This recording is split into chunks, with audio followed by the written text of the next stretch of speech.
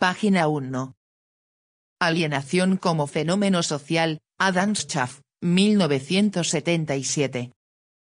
El término alienación se emplea en distintos sentidos y en diversas disciplinas, como la medicina, la psicología, la religión, la filosofía, la sociología o las ciencias políticas. La idea común a los diversos conceptos de alienación hace referencia a algo ajeno a sí mismo que el sujeto ya no controla, un bien que se vende o un yo que se extraña. Es un estado mental caracterizado por una pérdida del sentimiento de la propia identidad. Es la limitación o condicionamiento de la personalidad, impuestos al individuo o a la colectividad por factores externos sociales, económicos o culturales. Introducción. 0.1. ¿A quién se dirige este libro? ¿Otro trabajo más sobre la alienación? ¿Para quién ha sido escrito y para qué? Intuitivamente escucho esta pregunta, que se escapa como un suspiro de la boca de los mortificados marxistas ortodoxos, prestos con solo oír la palabra alienación o enajenación a rechazar un ataque del revisionismo, cuando no, incluso, del anticomunismo. La presente edición en castellano es una versión de la traducción alemana del original polaco. En ella se usan como sinónimos los términos alienación y enajenación, más a menudo el primero porque tiene más tradición en el vocabulario marxista castellano, para traducir cualquiera de los siguientes términos alemanes: Entfremdung, Entäußerung, Verauserung y Verauserlichung. Estos términos se diferencian por ligeros matices sin correspondencia en castellano, razón por la cual a veces se le ha dejado en el texto castellano el término alemán entre paréntesis o en cursiva. Para una discusión de los matices de estos diversos términos alemanes, véase infra, pp. 95-97. En las citas de traducciones castellanas de Marx se ha conservado, como es natural, las versiones dadas por los respectivos traductores, las cuales no coinciden siempre con el criterio aquí adoptado. Por ejemplo, hay quien traduce Verauserung por extrañamiento. El término Fremdheit se ha traducido en todos los casos por extrañeza.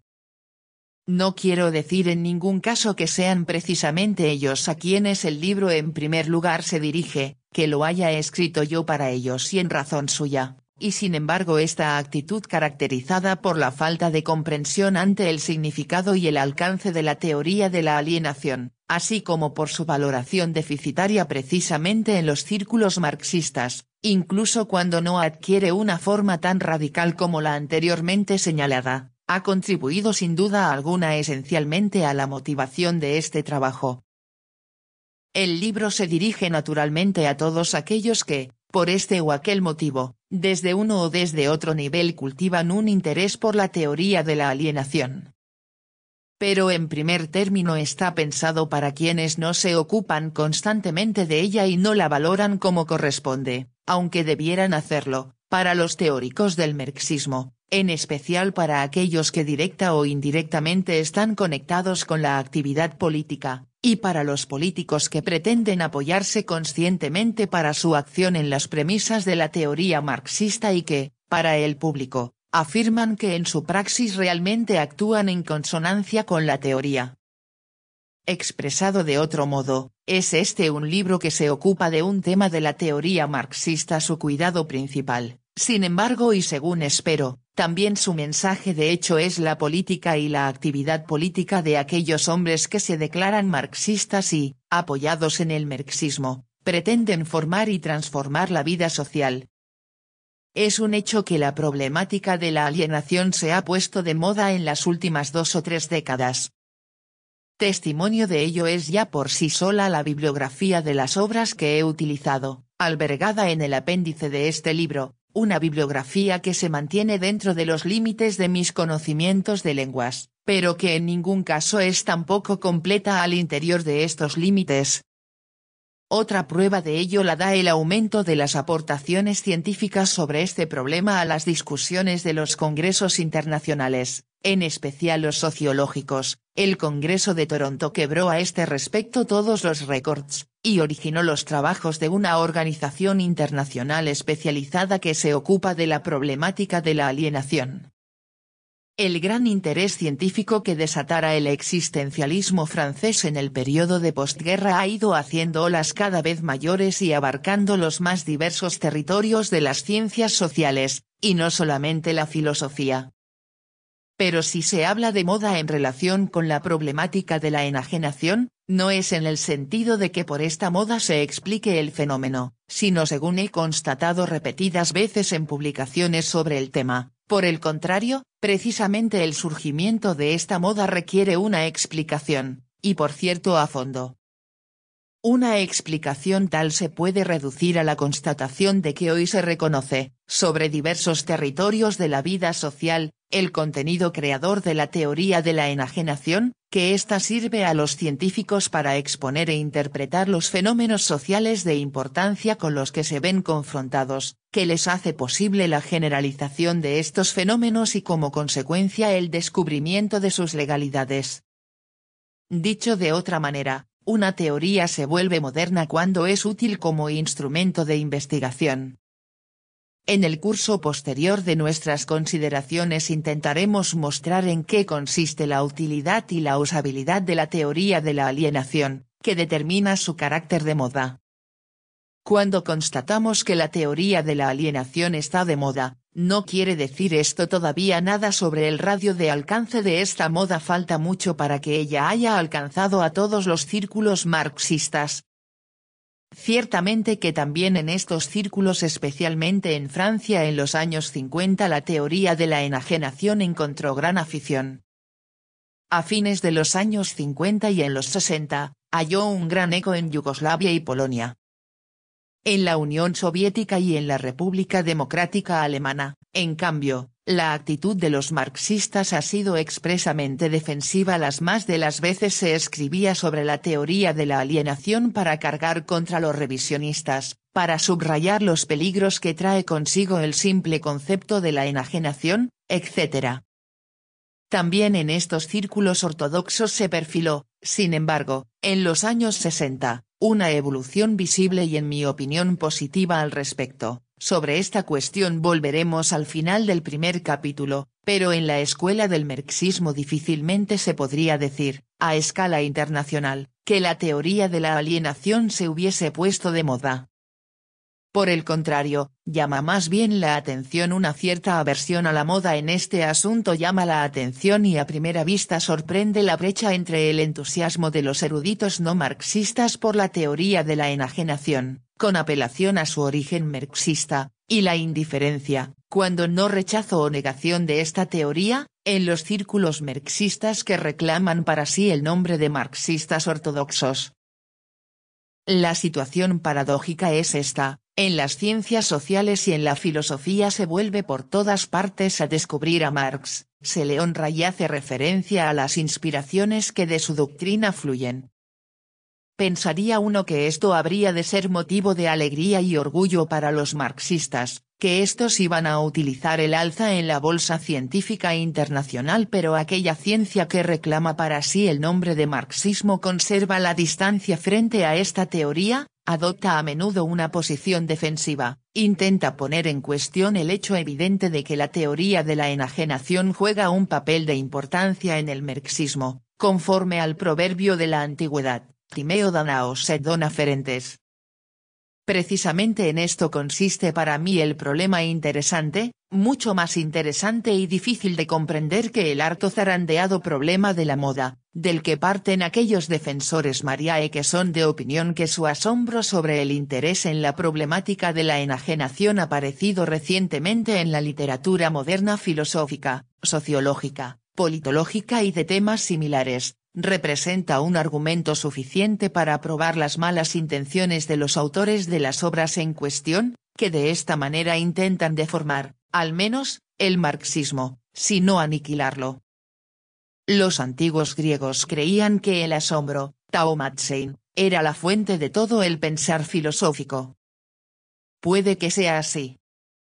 Pero sería prudente agregar que no todo asombro tiene funciones de tal importancia, ya que también sucede que sea esta expresión de la ignorancia o de la ingenuidad científica de quien da muestras de asombro, como cuando, por ejemplo, un autor serio en otros terrenos se maravilla de que la teoría de la alienación conozca ahora una tan vertiginosa carrera, alegando que en los diccionarios de filosofía burgueses respetables, en esta argumentación juega un papel principal el diccionario filosófico de Eisler, ni siquiera aparecen las voces alienación y enajenación. Como ejemplo de estos asombrados nombraré al conocido autor de una historia de la filosofía marxista, T. J. Oyzerman, El hombre y su alienación, en Hombre y época, Moscú. 1964. Por supuesto que este es un argumento completamente ridículo. Habría que concluir del hecho de que en este Eisler no haya ninguno de los conceptos filosóficos importantes del marxismo, por ejemplo, base, superestructura, etc., que no se justifica de ninguna manera la ocupación con estas categorías. Sin lugar a dudas, el hecho de que el concepto de enajenación no sea tomado en consideración, en su acepción filosófica, no en la jurídica, en todos los diccionarios filosóficos editados años atrás, representa un problema. Pero no resulta, a este respecto, un problema tanto mayor que en el famoso Hegel Lexicon de Glockner no estén contenidos en absoluto las voces Empfindung und Äußerung. Nadie que haya leído a Hegel, y en especial su fenomenología del espíritu, puede dudar del papel importante de la concepción de la alienación en el sistema de la filosofía hegeliana. ¿Qué se desprende del hecho de que Glockner no haya considerado los términos en cuestión? Ciertamente no que con ello hubiese desaparecido acaso la teoría de la alienación de la filosofía de Hegel, sino que Glockner no supo apreciar su importancia. Por supuesto que hay que preguntarse cómo ha podido ser que eminentes conocedores de la temática filosófica como Glockner, Eisler, Lalande y otros, hayan podido dejar de percibir un problema tan importante, cuyo significado es perfectamente claro a los filósofos, pero también a los sociólogos, de hoy.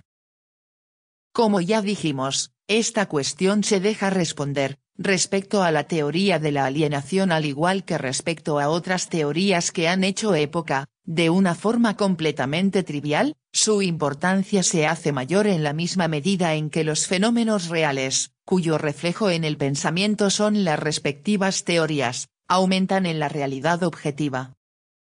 De ahí los conocidos, y en la historia de la ciencia harto frecuentes, recursos a teorías y concepciones que estaban hacía mucho tiempo olvidadas, a menudo solemnemente sepultadas por el proceso científico, y que recobran, a la luz de nuevos hechos científicos, otra vez importancia y nuevo brillo, ejemplo específico de esa espiral dialéctica que retorna siempre a puntos determinados, pero cada vez sobre un escalón nuevo, más elevado.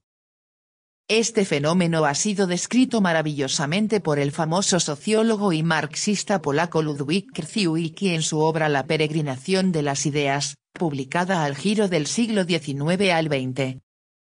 ¿Qué tendría pues de asombroso que la teoría de la alienación, que dice que los productos del hombre escapan en una situación determinada a su control y comienzan a funcionar en un curso social dado a pesar y contra la voluntad de su creador, que esta teoría adquiriera un brillo especial, se transformara en un instrumento especialmente adecuado de la reflexión sobre el actuar social, cuando el mundo se ha escapado al control del hombre en los más diversos y a menudo completamente inesperados aspectos y comienza a poner en peligro su existencia, como un golem gigantesco que el hombre por cierto ha creado y puesto en movimiento, pero sin conocer, o aceptar, la fórmula que podría detener tal fuerza destructora.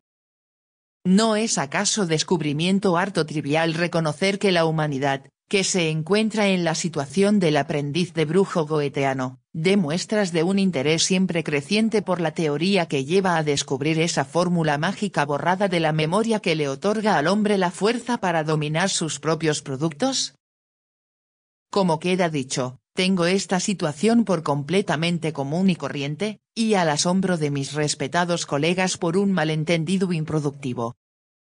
Mucho más interesante y más difícil de responder es la cuestión, cómo pudo suceder y con qué motivos que marxistas no quieran confesar su propia doctrina, que se parapeten contra una teoría que es indiscutiblemente producto intelectual de su maestro, elemento importante en el edificio de su pensamiento, y que a resultas de su actual carrera potencia la fuerza atractiva del marxismo, por cuya victoria en las cabezas y corazones de los hombres es por lo que los marxistas luchan.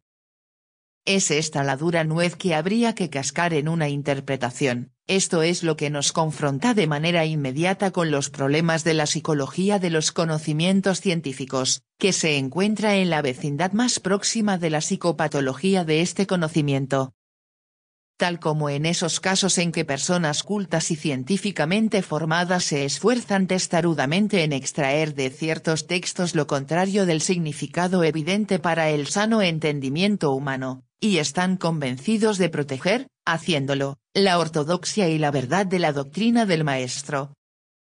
En el curso de las consideraciones posteriores estas cuestiones solicitarán todavía muchas veces nuestra atención, y en el lugar correspondiente nos ocuparemos de ellas por extenso al responder la pregunta. Sin embargo, de a quién se dirige antes que a nadie este libro, debemos al menos ilustrar la existencia de esta actitud defensiva, cuando no negativa, de muchos círculos marxistas frente a la teoría de la alienación.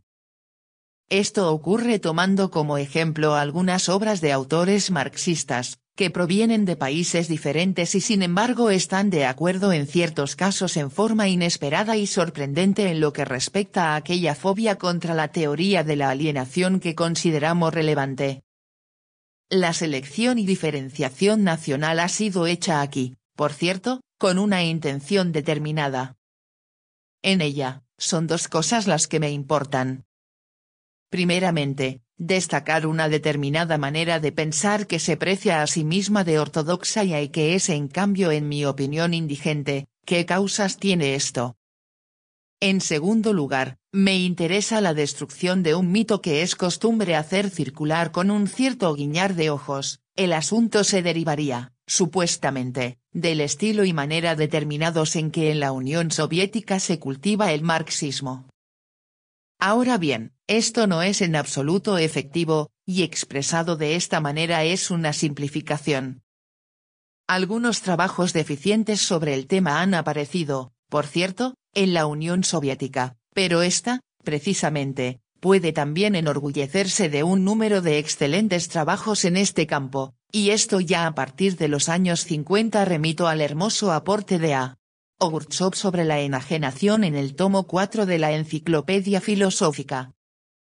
El autor se eleva incluso a la importante constatación que la enajenación adquiere su forma definitiva en las obras tardías de Marx y Engels, en los Grundrisse, en el Capital, en el Origen de la familia y en el Anti-Dubring, de manera que no es de pecados de juventud de lo que aquí se trata, sino de la concepción marxiana madura. Y esto está dicho en la Enciclopedia Filosófica Oficial, cuyo redactor jefe fue F. V. Konstantinov. En la lista del comité de redacción encontramos los nombres de cazadores del revisionismo tan notorios como Mitin, Yovchuk, Monthan, Fedoseev y otros. Tempora mutantur et nos mutamurin illis. Así pues, tampoco esta cuestión queremos simplificarla, los problemas yacen mucho más hondo. Por lo demás volveremos sobre ella, entre otras, sobre la cuestión de la notoria evolución de las opiniones de los autores soviéticos sobre este tema, incluso en el más peliagudo de los campos, la alienación en el socialismo, al final del primer capítulo. Aquí, sin embargo, queremos referirnos brevemente a nuestra tesis de la fobia de la alienación en ciertos círculos marxistas. Comencemos con un librito de I.N. Davidov, un joven y talentoso autor, pero que con su obra puede servir de ejemplo preeminente de la actitud que señalamos aquí. El autor pone, para enfatizar su posición negativa ante el problema, la palabra alienación siempre entre comillas, con lo cual pretende dar a entender al lector que la alienación es un pseudoproblema. Naturalmente que hace su aparición el afamado argumento antropológico, que en los manuscritos Marx derivó a priori el concepto de enajenación del concepto de naturaleza humana. que recién en la ideología alemana introdujo Marx el concepto de enajenación objetiva, en el sentido de la enajenación no del hombre, sino de los productos de su trabajo, efectuando en esta obra una autocrítica de su punto de vista formulado en los manuscritos. Pero no se trata de la inexactitud histórica o de la falsa interpretación de las concepciones del joven Marx, lo decisivo es que el autor, como si no conociera absolutamente los Grundrisse aunque en varias ocasiones cita de ellos, identifica el problema de la enajenación con las concepciones del joven Marx. Las consecuencias negativas que se siguen de ello para la valoración de la teoría de la alienación están implícitamente claras pero también explícitamente se trata aquí de una obra cuyo objetivo, cuando no la negación, es al menos la trivialización del papel de la teoría de la alienación en el marxismo. No puede negarse que la teoría de la alienación, así como en general el humanismo de las obras del joven Marx, ha sido a su vez utilizada por los partidarios del así llamado socialismo ético como arma contra la concepción de la lucha de clases y de la revolución socialista. La referencia a esta tendencia y la polémica contra este intento de disimular el contenido de clase del marxismo aparece también en todos los escritos marxistas sobre este tema, ocasión en la cual la crítica por desgracia se transforma a menudo en un ritual específico. Pero lo que a este respecto se presenta en el trabajo de Manfred Burr, no va solamente más allá de las normas aceptadas en los años 60, sino que en cierto sentido amonesta al desventurado que se ocupe de la teoría de la alienación. Atención, estas son trampas que ha tendido el imperialismo. Me permito citar el párrafo inicial de este artículo que, subrayo, no proviene de un autor soviético, sino que viene de un país que pertenece geográficamente al occidente. Para los adversarios burgueses y revisionistas del marxismo se trata, en su enfático recurso al concepto de la alineación utilizado Marx principalmente en los manuscritos económico-filosóficos, de la revisión de las doctrinas y principios fundamentales del comunismo científico, especialmente de la liquidación de la teoría científica de las clases, la lucha de clases y la dictadura del proletariado, de la liquidación de la teoría de la revolución socialista en general. Tanto más sorprende que haya también marxistas que se orienten según el discurso burgués y revisionista de la alienación, con lo cual no es que se quiera decir que el marxismo-leninismo no conozca ni el problema ni el concepto de la alienación. Las últimas palabras de la cita son ciertamente una buena nueva, el problema de la enajenación no ha desaparecido del campo visual del marxismo y sin embargo a los tan temerarios como yo que se aproximan al problema de la alienación, los sobrecoge el más puro horror al pensar en los peligros que en este camino amenazan. Pero para mostrar que aquí también acechan otros peligros distintos, para hacer ver que en situaciones determinadas incluso gente en otro respecto razonable puede verse infectada de un determinado estilo de pensamiento, queremos trasladarnos geográficamente todavía un poco más hacia el oeste, hacia Francia. No, esta vez no se trata de Louis Althusser. Por supuesto que es él un enemigo jurado de la concepción de la alienación, bien sabe él que el marxismo es antihumanismo, y la alienación una especulación antropológica, una ideología que contradice el carácter científico del marxismo, pero también nosotros sabemos que él sabe todo eso, y por ello podemos entregarlo tranquilamente a su destino. No es eso lo que aquí nos interesa. Nos confunden los mantos de brumas de las implicaciones revisionistas imperialistas de la teoría de la alienación, y de ellas no habla Althusser, para él esto es simplemente ideología, patraña anticientífica y listo. De otra manera, en cambio, pensaba signo de exclamación abierta o maravilla. Roger Garaudy, a quien yo quisiera citar aquí. Garaudy superó con creces a Manfred Burr, constatemos, para ser justos, que esto data ya de hace algunos años, es implacable contra el concepto de enajenación, al que encuentra políticamente sospechoso y teoréticamente superfluo para el marxismo, SIC. He aquí algunas pequeñas muestras de su argumentación. El hecho de que los revisionistas especulen con la teoría de la alienación nos obliga a estar muy alertas en nuestro trato con este concepto, muy cierto. Al que Marx, para evitar su utilización abusiva, renunció después de 1844, simplemente falso. Solamente tomó en consideración el aspecto puramente científico de este concepto en el análisis del carácter fetichista de la forma mercancía de la fuerza de trabajo, en el análisis de las ideologías sociales y del papel de la lucha de clases, en la transformación y formación de la conciencia. Y en la recapitulación nos enteramos de la sentencia sobre el concepto de la alienación. En el marxismo maduro encontramos una forma y terminología diferentes, de más profundo alcance y más adecuadas, para dar expresión a aquel contenido que anteriormente había sido dotado con el término abstracto de alienación. Con otras palabras, el mismo contenido que anteriormente venía expresado en el concepto de la alienación, es desarrollado ahora en otras categorías del marxismo. Para mayor comicidad, un detalle. Fobia de la enajenación ortodoxa no solo la hay entre los marxistas, sino de vez en cuando también entre sus críticos y adversarios en contra de las expectativas de los ortodoxos según las cuales sus contrincantes solo estarían acechando el momento oportuno para aniquilar al marxismo con ayuda de la teoría de la alienación. Pues, ¿qué clase de Marx es ese, tan distinto de aquel al que ya se habían acostumbrado? Sirva como ejemplo un artículo de Daniel Bell sobre la alienación, que proviene más o menos del mismo periodo que los trabajos ya citados. Bell no solamente afirma que la teoría de la alienación se reduce en Marx a las condiciones económicas capitalistas, p.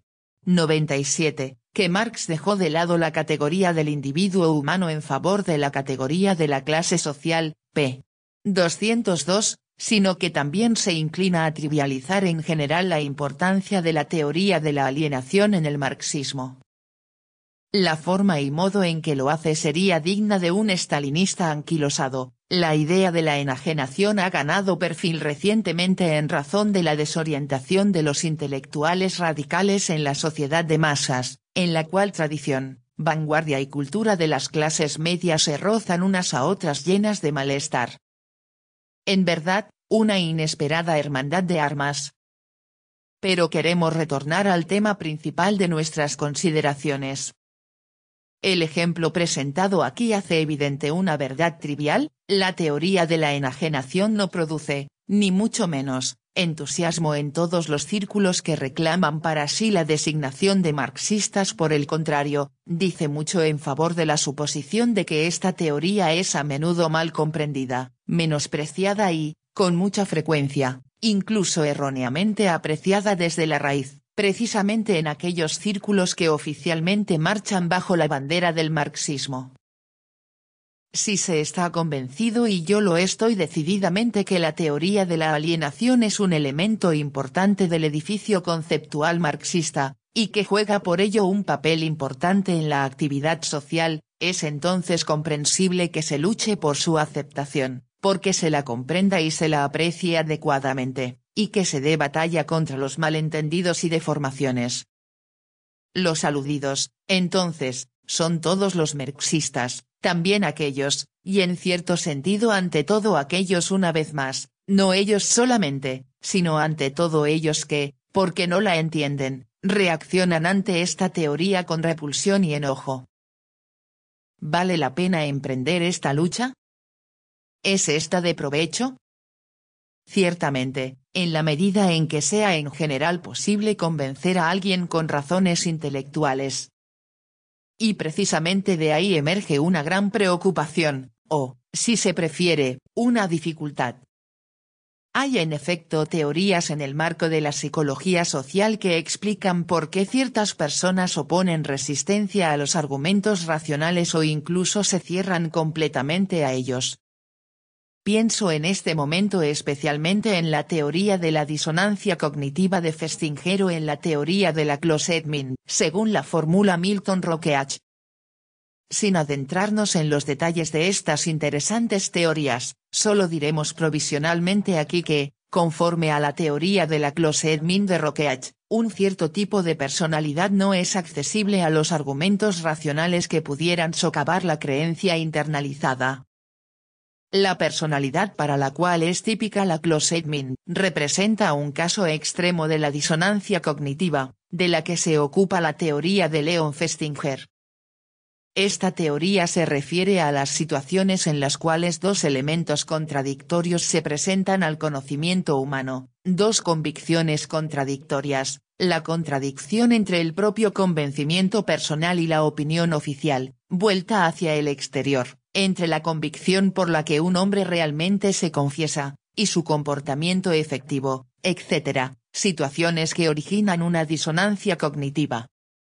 El ser humano, que experimenta esta disonancia como una cierta tensión, tiende a reducir la cosa que puede ocurrir a través de un cambio en sus opiniones por una transformación de su conducta, de su situación, etc.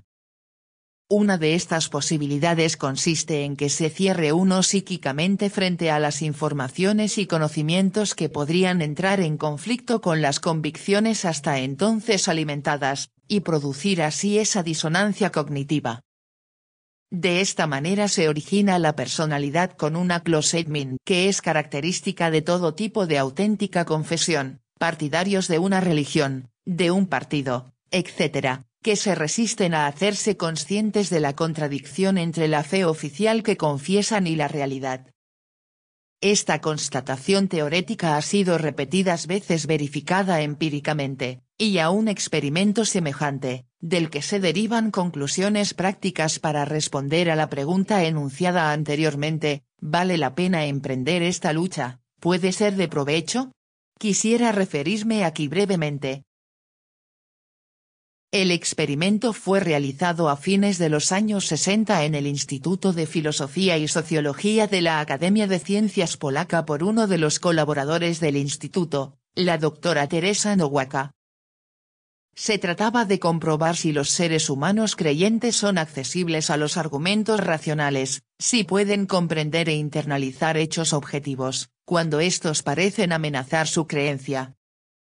Para este efecto se eligieron personas de la población correspondiente, dos clases de una escuela de enfermeras para la cual es necesario el bachillerato, en aquel entonces esto equivalía a haber aprobado el 11º año, es decir a la escuela popular y a la media, aun cuando habría que hacer constar que el nivel del sistema de escuelas medias es en Polonia elevado, en comparación con los Estados Unidos, por ejemplo.